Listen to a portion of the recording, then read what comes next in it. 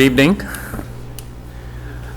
This is the first lecture for this semester in our leadership lecture series featuring alumni. This is something we started about 2 years ago, and so far we have had more than 60 alumni, and very occasionally non-alumni come and give talks in this series. Usually always at Fridays at 5 p.m. and hopefully none of you has clashing classes or labs at this time. The idea here is to bring leadership or alumni in leadership roles on campus and give them an opportunity to interact with our students and faculty and also the local alumni, and of course reciprocally give people here an opportunity to interact with these alumni. So we have had speakers in this series from academic institutions, from industry, from research labs, a lot of entrepreneurs. I would say at least 60% of the talks have been delivered by entrepreneur alumni. And I think it has been very good in terms of building a body of knowledge for our students. All these lectures that have been given so far, by the way, have been videotaped. If you go to the alumni office website, which is alumni.iitm.ac.in, there is a tab called Leadership Lecture Series. Just click on it. Every talk that has been given is uploaded, and you are certainly welcome to listen to the talks and catch up on what's been going on in this series. This semester, we have about 10 talks lined up already. Maybe we may add 1 or 2 more. And we have a terrific lineup of speakers, starting with Gopi today. So, I do want to encourage you to come regularly and encourage your friends to come. Students always say that they are looking for mentoring help, that they need some advice on career directions or research paths and so on. It's really up to you. We offer these lectures on campus, but you have to take advantage of such opportunities and make sure that you come to as many of these lectures as possible and listen and learn. You will have an opportunity also to interact with the speaker before the talk, sometimes after the talk, and you're certainly welcome to do that as well. Alumni are a very precious resource of ours, and we want to make sure that we leverage them to the utmost. And so I want to certainly thank all the alumni that have come and delivered talks in this series earlier, and I want to thank Gopi for taking time out to come and deliver his talk today. So with that, I'll invite Rohit to introduce the speaker.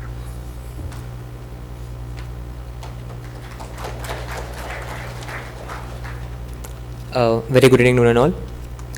Gopi Koteeswaran is the CEO of LatentView Analytics, a leading data analytics firm that works with Fortune 500 companies, helping them derive insights from data. Gopi has a history of leading global companies to positions of strength in geographically diverse markets. He began his career as a brand manager with Johnson & Johnson, where he worked for a decade, finally spearheading the company's vision care business in India and Malaysia. He then joined Philips at its headquarters in Netherlands, handling M&As and general management responsibilities. In 2010, he was named CEO of Philips Direct Life, a health and wellness business. Gopi has a degree in mechanical engineering from Indian Institute of Technology, IIT Madras, and MBAs from Indian Institute of Management, Calcutta, and International Institute of Management Development, Switzerland. I now request Gopi Koteeswaran to address the dais and enlighten us. Thank you.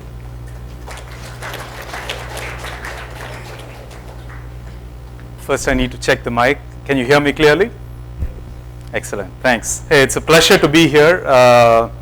It's been a couple of decades since I left campus, so it's been a long time.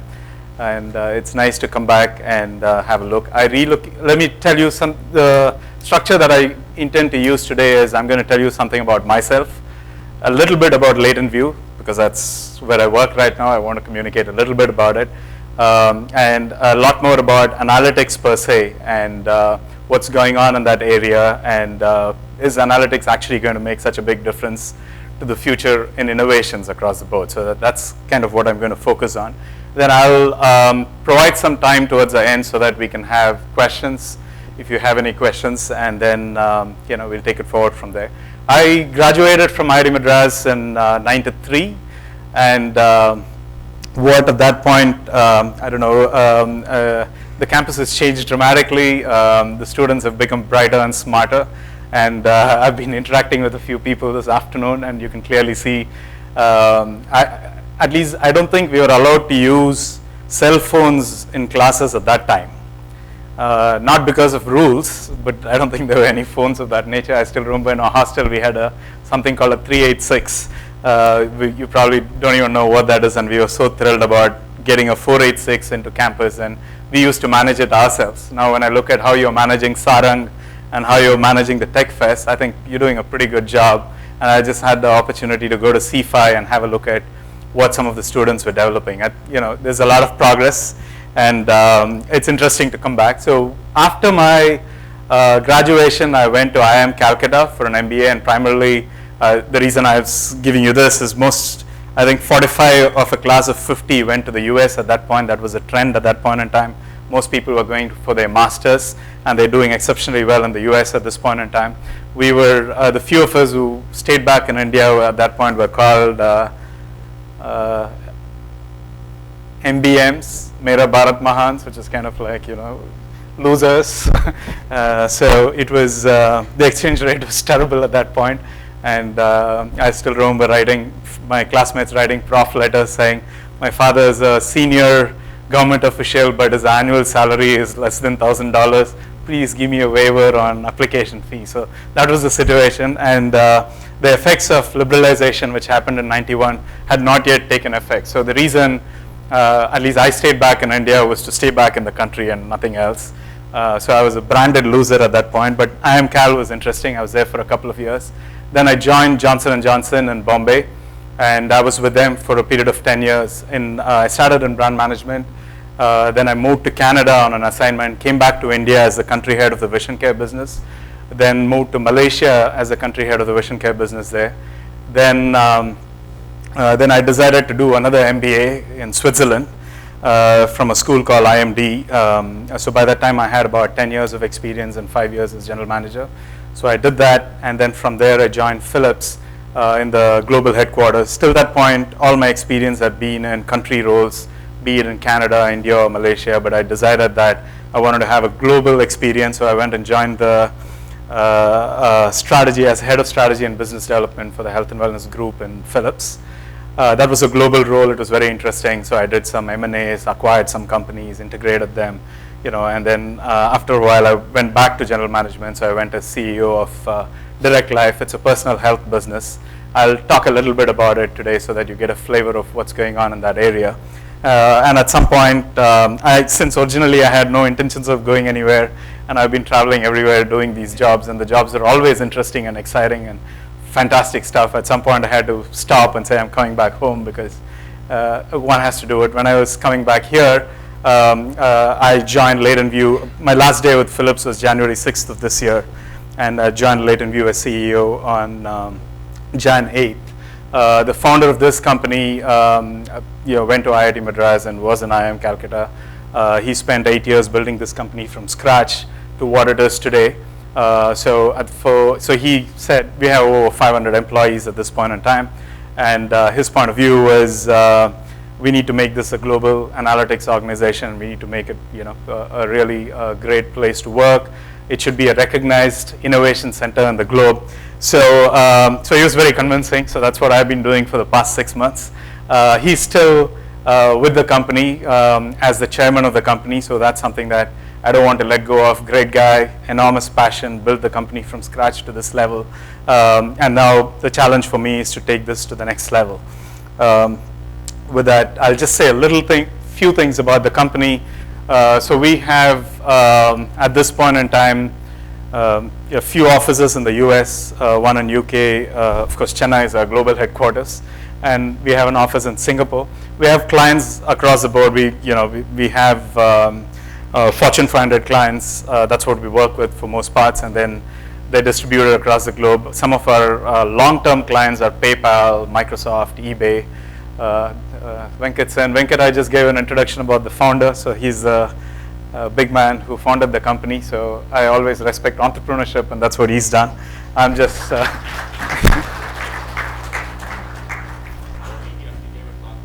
He's already done. That's great. I mean, he already gave a talk earlier in the series because I've been a professional CEO in multiple places. I have tremendous respect for people who build something from scratch to bring that. And I know my skill set probably is, I shouldn't be talking too early. If I build this into a great company, then that's what I'd like to believe my skill set is, but it's at an early stage. And so we have more than 500 people, some fantastic clients. Microsoft, PayPal, we've been working with for years. Whenever they have a problem that they're unable to solve, they give it to us. And we arrogantly say, yeah, we'll be able to solve it. And we've got some great people who figure out how to do this and actually solve it. So we still continue to get business from these guys. We are growing, we are doubling every year. And we are situated in Ramanujam IT Park, which is pretty close by, right next to the IITM Research Park. What else can I talk about the company? We are considered a cool vendor by Gartner. Gartner's the guru who gives these titles to people. We are considered a cool vendor in analytics. Amazon Web Services calls us an advanced global partner of theirs because we use Amazon pretty heavily. We also work with SoftLayers, IBM, and we also work with Azure. And so we are platform agnostic. We use all these services. What we stand for our Fortune 500 clients is we are their trusted analytics partner, right? The world is changing. There's a lot of things going on. Nobody understands what's going on in the world. So every day, if you go to China, what's big today, tomorrow is gone and something else is there. And so people don't know what's going on. And we're not saying we know everything. All we're saying is we will partner with you in this journey and make sure that you are ahead of the curve. We'll help you at every step of the way. And the question is, why can't you do it yourself? If you do it yourself, my dear partner, you're going to get only your industry experience, right? So we work with multiple people, multiple players across industries. So we are able to get some of those cutting edge technologies, algorithms, things that we develop elsewhere. We're not going to take proprietary information and pass it on, but the fundamentals of how to approach this, that's something that we are learning, and we are learning faster and better. And we are also able to recruit some great folks into I think Economic Times about 2 weeks ago published the top recruiters from IIMs, right? So we were in the top 10 in IMA, we were in the top 10 in IMC. It was good to see we were kind of above McKinsey and below Samsung, and these are like big names, right? So it's nice to at least see Economic Times publishing something with LatentView somewhere there. We do have a few IITM folks, but at this point it's pretty less. We should have more because at least the few people who are there are very quiet. They're all dressed in some shady T-shirt and sitting in one corner. But the people who walk past them treat them with tremendous respect. So the guys who walk past these chaps will go, oh, that's Gokul. Oh, he's the guy who developed this. So there's tremendous respect for these folks here. But we do have a strong campus program. So we recruited some 40 people from BITS Pilani, BITS Goa, BITS Hyderabad. So we go to 17 campuses and we recruit. So we are attracting good talent into the system. So that's my speech a little bit about the company, since I thought I should at least say a little things about the company. So I'll move on to the kind of offerings we do. I'm going to give you just samples. So here's one sample. We help our partners go through digital transformations. What exactly does it mean, right? If you look at traditional companies, companies that I work with, Johnson & Johnson, Philips, they know how to deal with enterprise data that's in a structured fashion. So if you're looking at sales data month after month, they know how to deal with it. They know how to predict what's going to be the sales next month based on this data. So they're comfortable with structured enterprise data. But what's happening is now the companies are being bombarded with external data and mostly unstructured, right? People are writing about Philips on social media, writing about all these companies in different places. And that information comes in. And for 120 years, these companies have been looking at the world with a particular lens. And suddenly they're getting information that doesn't fit into their lens. It's extremely challenging for these organizations to even absorb what's going on. And forget about making that a part of your innovation pipeline. You're Traditional innovation centers are, you have an R&D center somewhere, you put a lot of money there, get a lot of bright people there and ask them to work on some products, and they come back with the products, and nobody wants to use this because it's not cool. And that's not how people were trained in the olden days in the traditional. So those things are getting destroyed. However, here we help combine enterprise structured data with external data, which is unstructured. But there are also unstructured data within the organization, enterprise data that people are not using. Telephone logs, other information, lots of information lying around, nobody's using it, but the information is getting captured. So we help pull all that information from different sources, be it market share, be it sentiment analysis, all those things together, create a light digital platform, and use that to provide a series of services. Anything from brand performance, trends, consumer insights, consumer experience, marketing effectiveness, launch analytics. Here are a series of things that the companies do, and they know how to do it in a traditional fashion. Where we help them is, if it gets digital, we really help them. This is one of our offerings. And we find that we are an end-to-end analytics services company, so we provide all kinds of supply chain, risk analytics, fraud analytics, everything.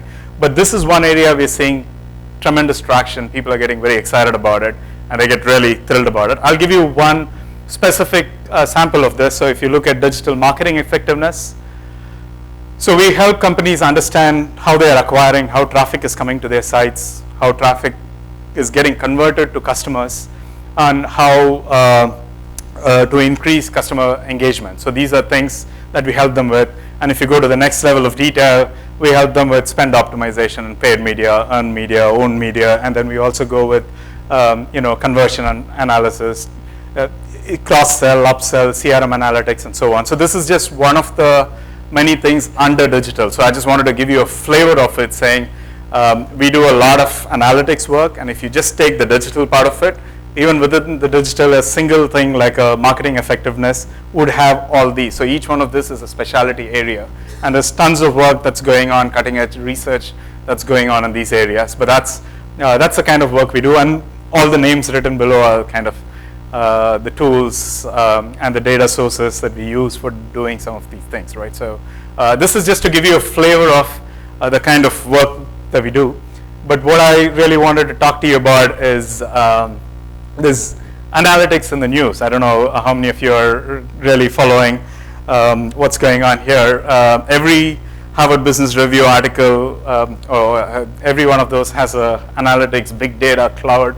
And if you look at McKinsey quarterlies, it's filled with all this big data, cloud, analytics. And if you see the valuations of some of those things that's going on, that's through the roof. We haven't figured out how such valuations exist. So it's like crazy valuations, and so there's a lot of things going on there. But there's also some smart folks challenging it, saying whether it's a bubble. I mean, is there any reason why people are getting so excited about it? Why is analytics such a big deal? And I've heard people say, I did the same thing 20 years ago for my company. Now you guys call it analytics, right? I mean, so there's also a school of thought on, is analytics a really big thing? And from your point of view, your question is, is this such an interesting area to get in, or is it going to be another one of those bubbles that vanishes in 3 to 5 years time frame? So, so what I really wanted to do today was not focus on the tools of analytics or anything, but to share with you a few use cases. Where can analytics be used to drive innovation? And I'm just going to talk about potentially where can it be used. So I'm not even going to attempt to solve some of those, but I'm going to share with you some use cases, and I'm going to pull some of it from my experience so that at least I'll know what I'm talking about. And the three areas that I wanted to share with you today are, the first one is on personal health ecosystem. There is the tremendous changes taking place in the personal health ecosystem right now. And these changes are transformational. So how health will be taken care of 10 years down the line is going to be very different from what it is today. So there's going to be some disruption happening there. So elements of those disruptions have already started, right? But I'm going to make a case for why those disruptions cannot happen without analytics. That's kind of at least what I want to do here. And then the second one is organic development. This is simple new product. I'm making this. People are using it, but I need to come up with the next generation of this product. And for me to come up with the next generation of this product, I need to understand clearly why consumers like it, why consumers don't like it, what are the features about it that they like, and so on. Companies are spending millions of dollars on that one. Companies are really spending millions of dollars on that one. And really, nobody knows whether those dollars going into focus groups and online surveys, whether it's leading into anything worthwhile. So that's an area where analytics is going to make a difference, and I'm again going to make a case for it. And the last one, mergers and acquisitions. I haven't heard this come up anywhere, but I've signed on some projects where the problem with mergers and acquisitions, when you buy a company, you're usually shelling out $500 million easily, or $200 million, $500 million, and the organic research R&D you're doing is like $2 million or $200,000 or $20 million. So there's an order of magnitude difference, and for most parts you're going with you're saying, I've got this technology, that company's got this technology. Now, if I combine these two, I'll change the world. Right? If you're Facebook and you've got so much money and you could do this, you make 3 mistakes, it's okay. Just a few $1 billion down, but you still got money in the bank, right? But for most companies, this is a big deal. I mean, how do you make these decisions? I remember one company that one of my previous employers bought, and in the document it said there is a risk of material, right? Some particular material. And we said, what's such a big deal, that material, it's a risk highlighted. And then we spent more than $500 million in acquiring the company, and that material blew out of proportion. People have been using it for 30 years, but suddenly there was a campaign against it, and that material had to be stopped immediately. So all the current products had to be stopped immediately, and you had to develop the same products with an alternate material overnight. And as a company buying a new company, you're learning. I mean, you don't know anything about it. The senior management of the old company was gone. Next month we saw them, they were not there. They pocketed the cash. We tried all sorts of earn-out that they'll make the money only after 3 years. They were gone. And then you're suddenly having this problem. And if we had used analytics at that point, to really social analytics, to see what's happening, we wouldn't have taken that risk lightly. We took the risk pretty lightly, saying it's a risk, we'll mitigate it. If we had done some of these analytics, we would have known that risk was not light. I mean, we might have changed the company's decision to actually invest $600 million behind something which just blew on our face. We've got over it now, we got it under control, etc. But it was a huge decision, and we didn't even know that we could do it at that point. At that point, we were relying on other people to make these decisions. So I look at it and say, there is scope for really understanding a new industry or a new category that you will never have access to when you're doing an M&A. We always look at it and say, that looks interesting, let me do a due diligence. That due diligence could be extremely strong if you use social analytics. So these are the 3 use cases. So what I'm going to do over the next few minutes is just share with you some trends. So I might have to go on some topics a little bit deeper just to present the case for you, but excuse me, I'll come out of it immediately. Personal health ecosystem, you're not in an age to worry about this, but I'm sure you're interacting with elderly members from your family and so on. So it's, if you take fitness, looking good is weight loss, packaged nicely. Preventative, which basically means that you've been identified with blood pressure. You don't know what that means, but you better panic. Then it could be diabetes, cardiology, stroke. I mean, there is a series of things that exist out here. But these are high-level issues that societies are facing, and it's massive. The impact of this is massive. If you look at what's happening in India, just diabetes could be a killer disease for us over a period of time. It could eat up all our healthcare costs in some form or the other, and it could be a disaster looming on us. And if I look at the US, looking good, the obesity part of it is a big issue there, and people have been doing campaigns, trying out everything, but it's very challenging to address those issues. Fitness is more, you see a good trend, and you see trends of people doing marathons, going for long hikes, trekking, etc. happening.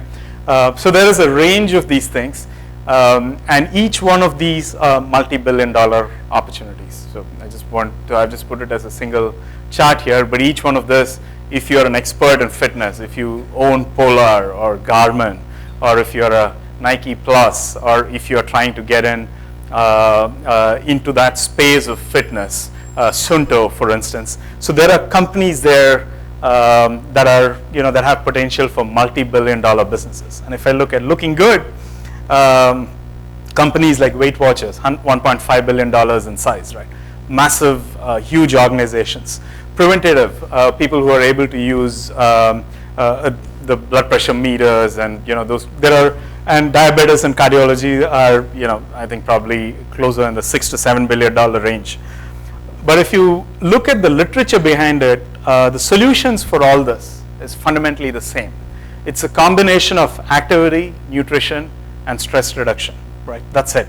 It's as simple as that. If you're active, and if you're having the right diet, and you're not getting stressed about things, you're home. You're going to be fit, you're going to be losing weight, blah, blah, blah, all these things, it works. And it's just a combination that's different.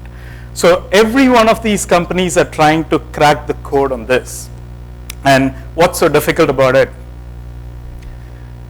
I just take activity just to give you an idea. There are three elements in this. There is a measuring, monitoring, and a motivating, right? The measuring is device-based, and that's your Fitbit, your Nike Plus. You have multiple devices. There are innovations in wearables happening. Every device you have is connected to the internet. So there's a massive revolution taking place. There are innovations taking place in wearables, right? And that is being driven by venture capitalist money at this point in time. It's not yet being driven by consumer paying for it. It's still being driven by venture capitalist money. So there's phenomenal innovations taking place in wearables. And then you come to monitoring. Monitoring is about making sure you get this information about what happened 3 years ago, what happened 2 years ago, what's happening right now, what did you do yesterday in different slices and different cutting and so on. And there are tremendous innovations taking place. You can look at it from your phone, you can look at it from any device anywhere in the world, so there's no issues. There's innovations taking place in monitoring. The issue is in motivating. And the reason why that industry is really not taken off at this point is motivation. So if you are self-motivated, then this works. If you're self-motivated and you decide, and the reason I'm explaining this to you is this industry is not going to cater to you people, because I suspect all of you are self-motivated, and when I speak to executives within organizations, the same that I see there is they're all self-motivated. Their idea of exercise is, let me sign up for a half marathon, let's do it. Let me sign up for a marathon and go for it. But we need to recognize that if you take the world's population, that's 3% of the population that we're talking about, where they're self-motivated. That's just 3% of the population. So all the trends that you see in running across the globe just caters to that 3% of the population. And you belong to that 3%. So you probably might even find it difficult to see what motivation is required for an average individual to do that. And one of the classic cases where I've seen motivation done exceptionally well would be the services offered by Weight Watchers in the US. And what they actually do is use this information to pat the people on the back saying, you can do it. Just skip dessert. This is the kind of advice they get, right? And they are successful, and they have affected millions of people's lives. I don't fully understand it. I look at it and say, is that all you do? And you're $1.5 billion.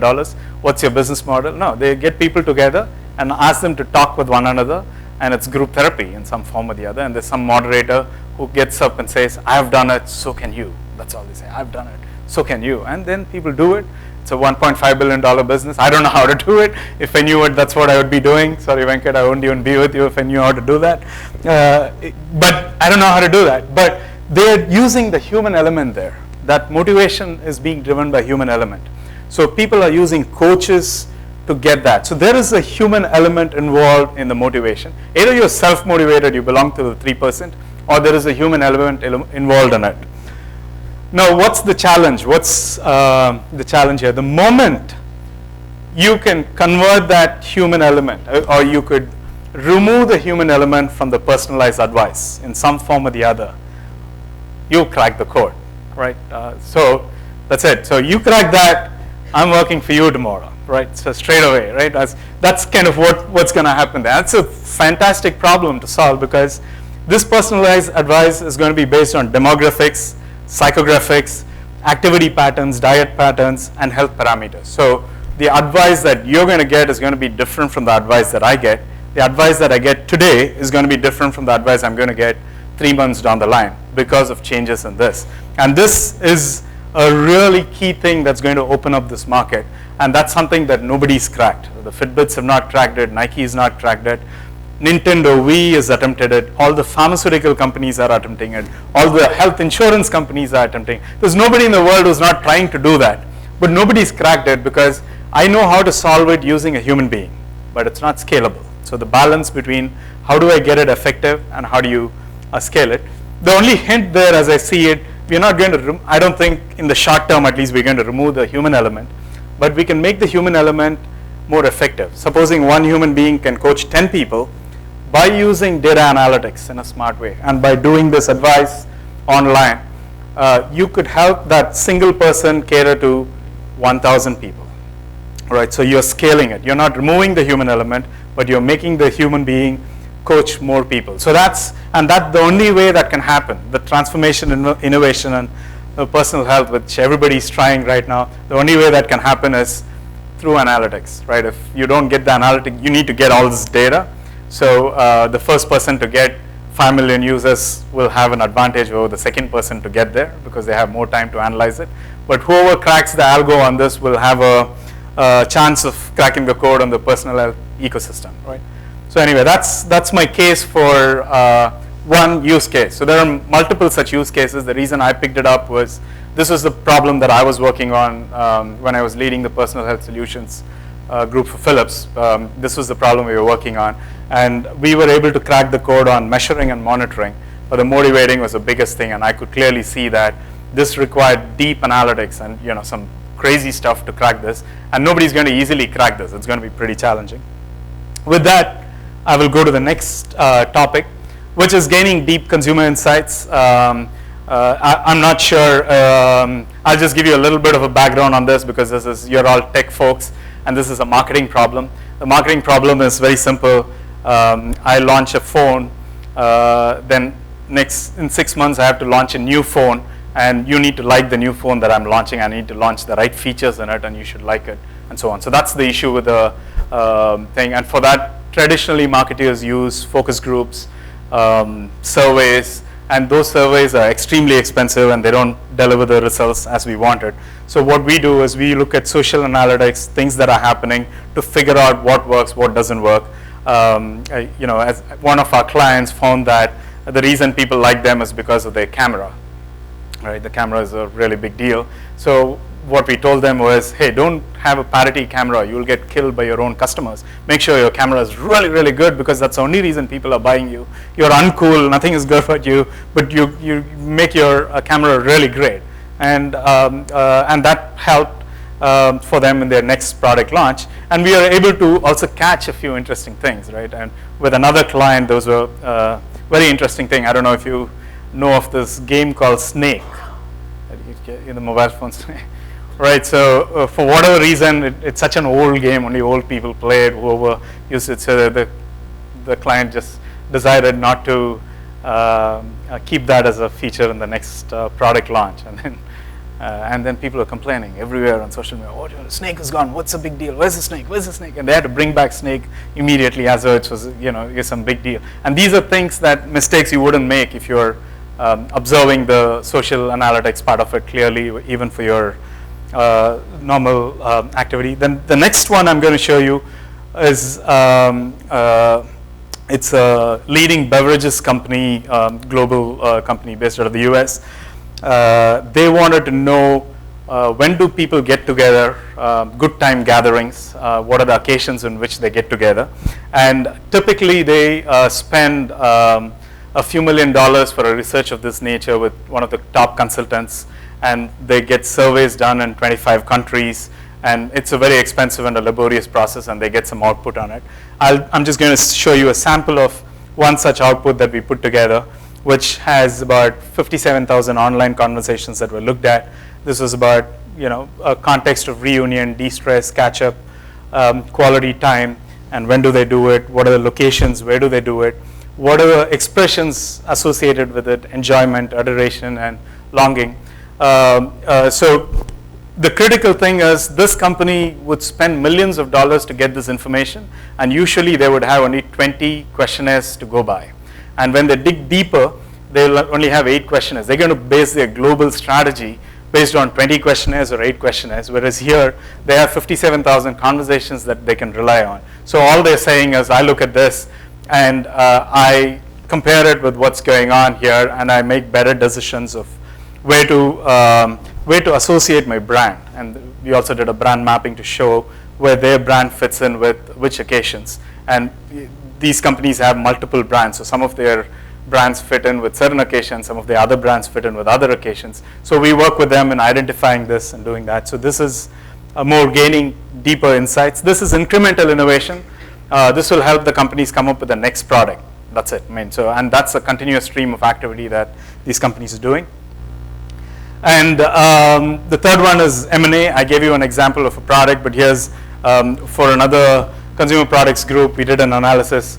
As you can see, it has something to do with food. Since it's a client, we're just kind of anonymizing some of this information. But what happens is when you launch a new food variety, you have to hit the trend. Let's say for whatever reason, a jalapenos is trending right now, and then it'll only trend for 12 to 18 months, then it's gone. So they have to first launch a product, which takes 9 months for them to launch it. They have to catch the trend for 6-9 months, and then that's gone. And in the meanwhile, they should have R&D effort for the next one. You don't even know what that is, but for all you know, it's a masala something going, trending in the US, and then immediately you catch that. So these are things we could help, and that's the exercise that we did. But where we could really use it is when we're doing inorganic growth. When you're acquiring a company, if you really want to understand what is going on within that company, is this a long-term thing or is it a bubble? Is there something fundamentally going on? The best way to do it is to go to the consumer and understand what's going on. And the amount of understanding you get on the trends using social analytics is way higher. And here's another case where for a leading music brand, we did predicting sales using social engagement. So they have traditional predictive models which doesn't use social engagement. They have traditional models. We took the traditional model, added social engagements to it, and therefore we were able to predict. The reason I'm saying this is even for mergers and acquisitions, when you buy companies, the companies will tell you their sales projections for the next 4 years are going to be A, B, and C. And if you're budding entrepreneurs, then your charts look like you're going to do so much next year, and the next year it's going to be like through the roof, right? So if somebody's going to buy that, a VC is going to kind of fund that, they would want to know what's the basis. And you will always have a basis. That's what people look for, right? So passionate entrepreneurs. But if you also can look at social analytics to see what are people doing in that space and how is it going, and then incorporate that, you have a more stronger foundation in doing your acquisitions. So I come back with a 3. So my case, the case that I was making to you was, I started out saying there's so much hype around analytics. Is it true or not? We don't know. But at least I see that if personal health ecosystem has to be cracked, it cannot be done without analytics, right? I mean, it becomes basics. It can never be done without analytics. If you need to gain superior consumer insights, irrespective of how the companies have done that in the past, in the future, the only way people can crack this is using analytics, combining structured data with unstructured data to make that happen. And for M&A, if you want to buy a company and you're going to put in millions of dollars in it, it makes tremendous sense for you to dig deeper into what the consumers are saying about it, do trend analysis yourself without relying on the company that's selling. Also do your sales predictions yourself, irrespective of what the selling company is saying. So here are some use cases. So that's what I wanted to bring to you today, is kind of show that in different kinds of innovations, but be it transformational, organic, or inorganic, the role of analytics will be getting higher and higher as we move forward. And with that, I'll stop and open it up for questions.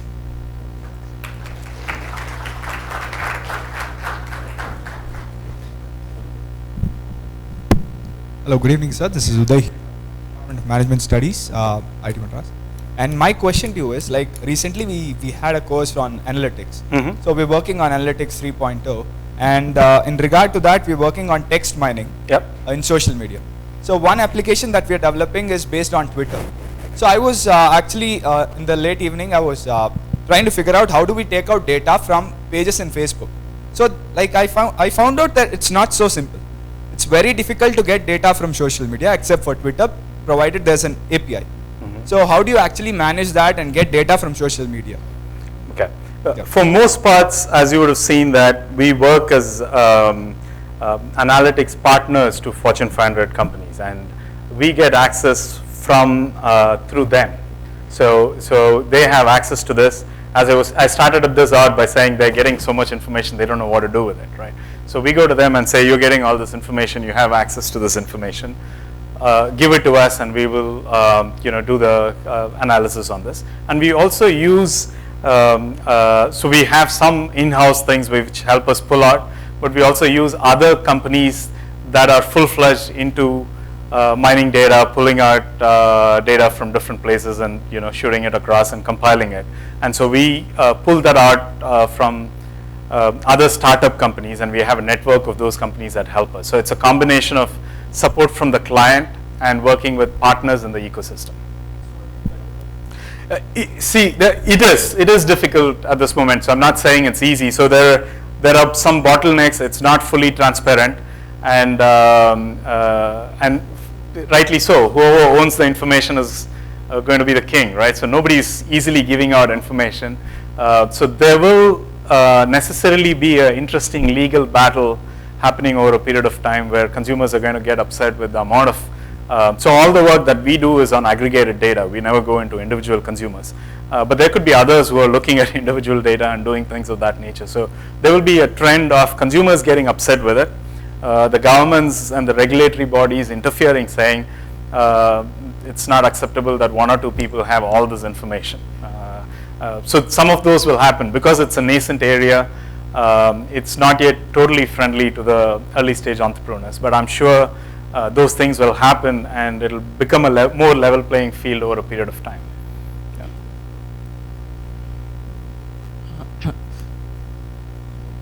Thank you for the speech. I wanted to know that has there been any progress in using analytics for elections all around the world? So my teams claim they predicted all this stuff. We are scared of doing elections, but we did have a competition. What we did was last year we had 70. We went to business schools, and to 70 business schools, and we organized a DPL, Data Premier League. So one of the bright guys from one of these campuses came and did this. So you can see that I wouldn't even connect with it. So these guys did that, and quite a few. And the competition was the best 3 wins. One of that was the election one. So and this was done by students, not even our company. The students kind of cracked the code on it. They did the algos, and we recruited all the great people who came where said, hey, come on over. We need people like you in our organization. So most of them are with us at this point in time.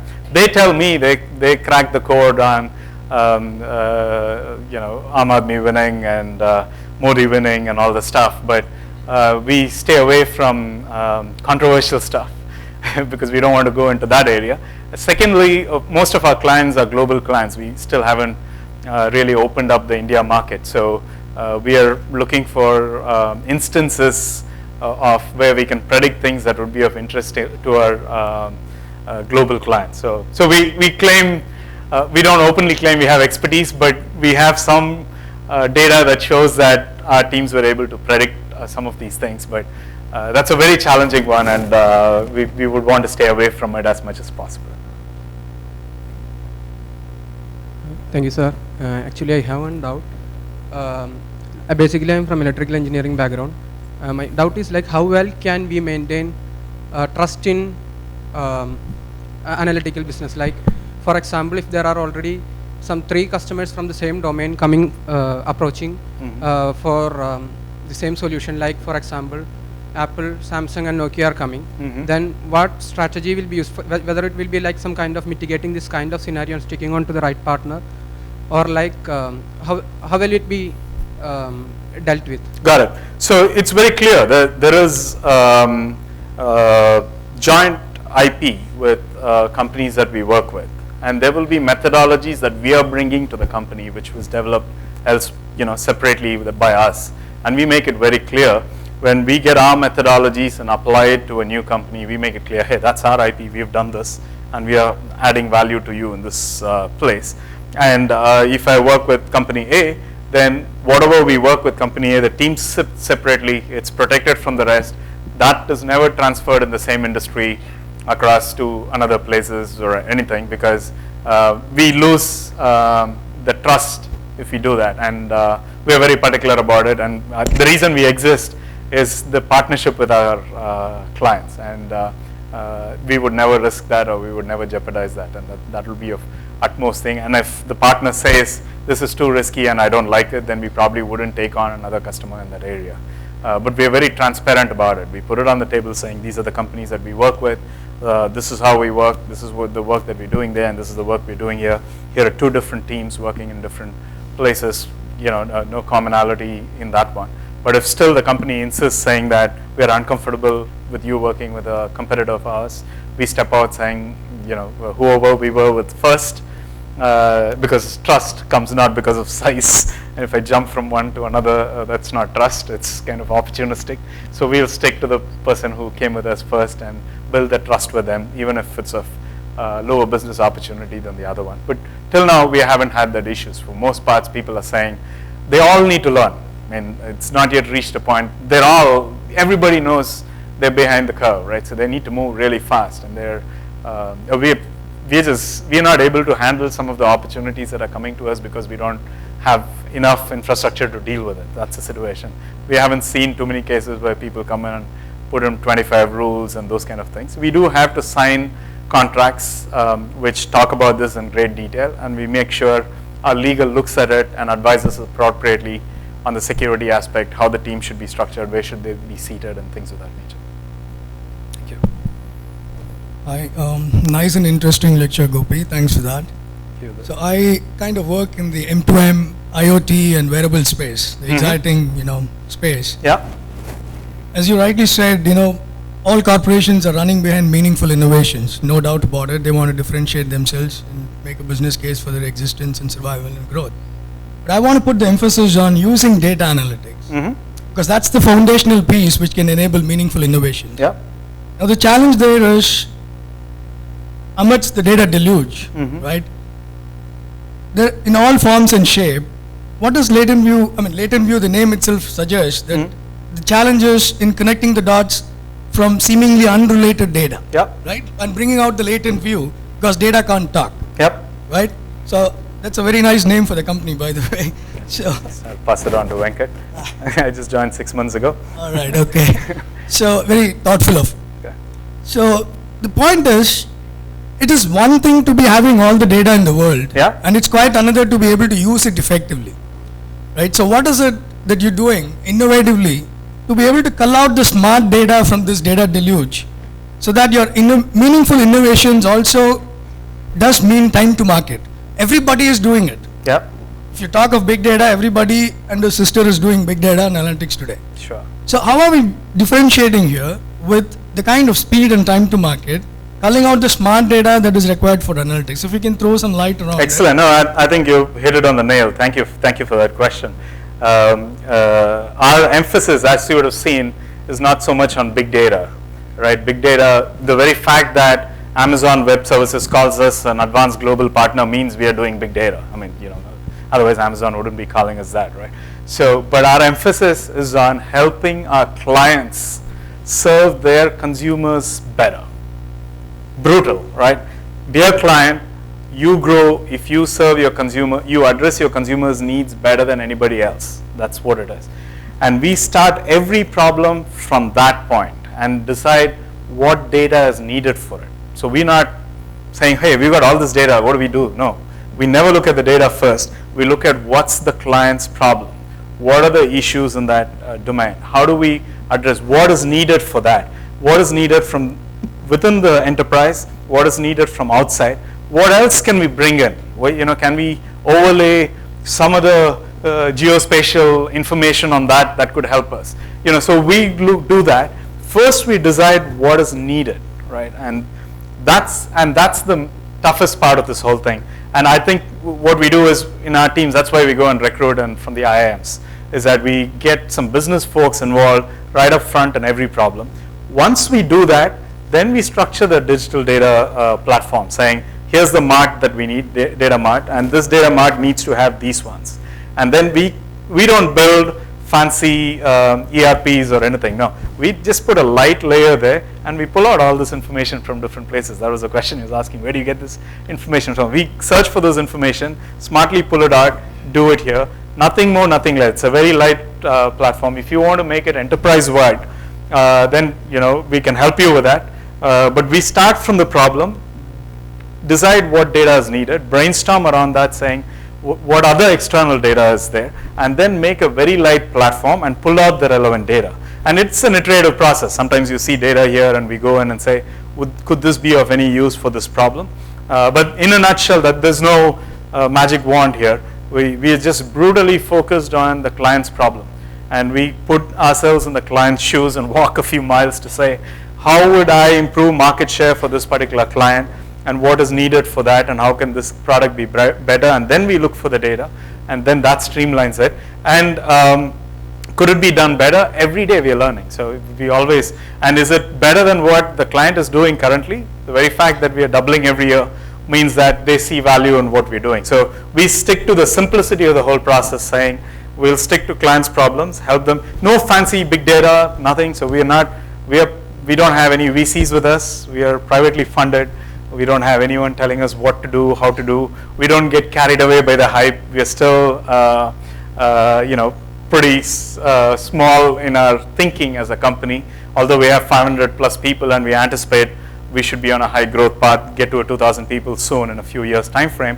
But we still operate with the heart of a small company. People know each other. They work with one another. And they work in small teams. And the office has been designed by our employees. So one side of it is all comic strips, Asterix, Obelix, Superman, Batman. The other side is all music. John Lennon, I was happy to see that. I thought nobody listens to such music now.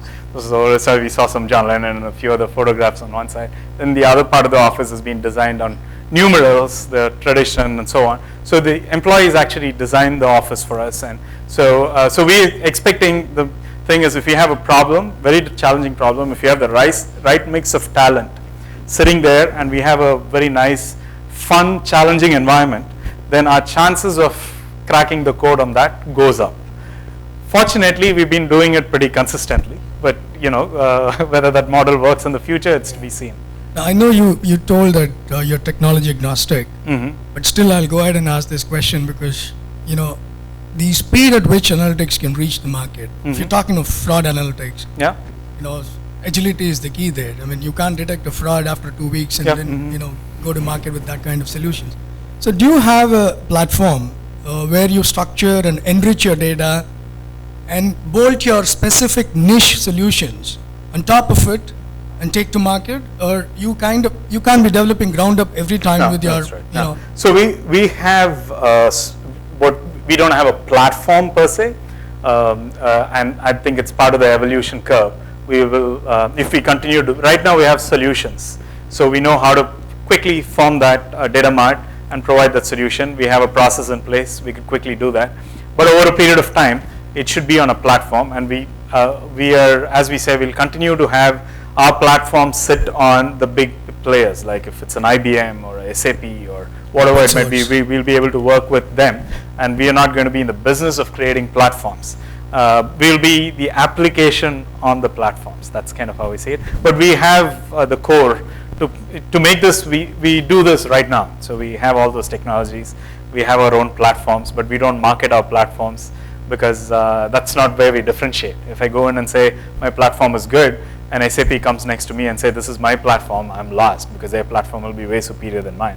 But if they come up with an application area and I come up with an application area, they themselves will say, okay, let's work together. You're good at this and I'm good at this. Let's partner and move forward. So that's at least the thinking, that we won't go and compete with these giants and creating platforms, but we will create the applications that are needed for the marketplace. Does Is that okay? Thanks. Yeah.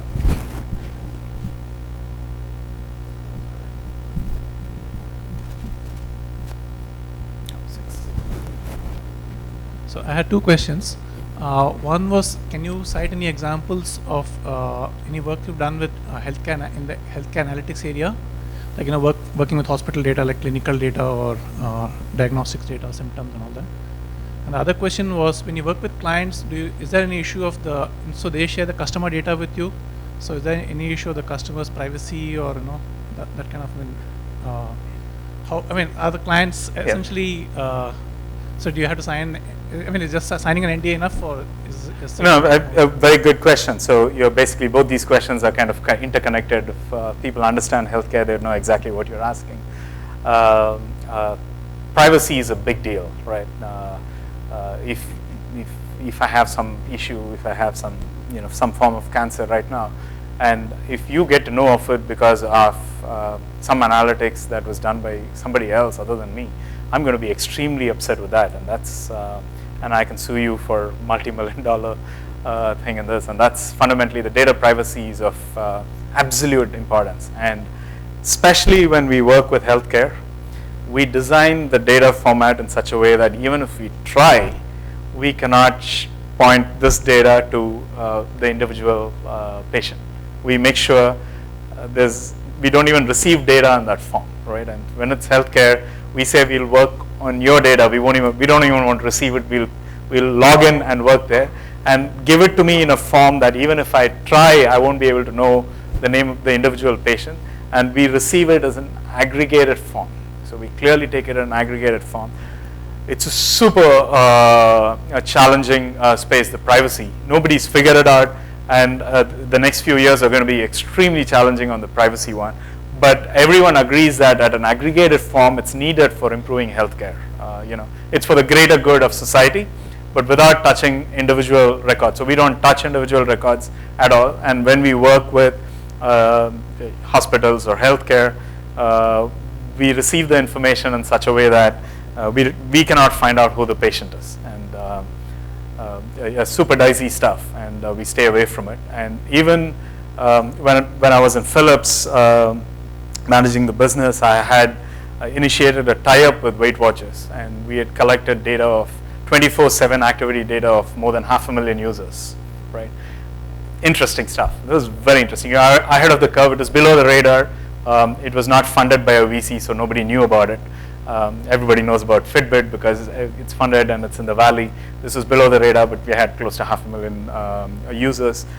And we made sure that nobody in the team could find out who was, so there were breaks in data, and it was structured in such a way that there's one piece always missing. And even the smartest cookie cannot find that out. And a lot of thought went into that because of the repercussions of the privacy, especially in the US. And a fantastic question. And the health insurance companies are struggling with it at this moment. They have tons of data. They don't know how to use it. And with the Obamacare coming in, the use of analytics is going to be transforming the healthcare system in the US. But it's not yet played out. It's not played out because there are a few factors that have not been addressed.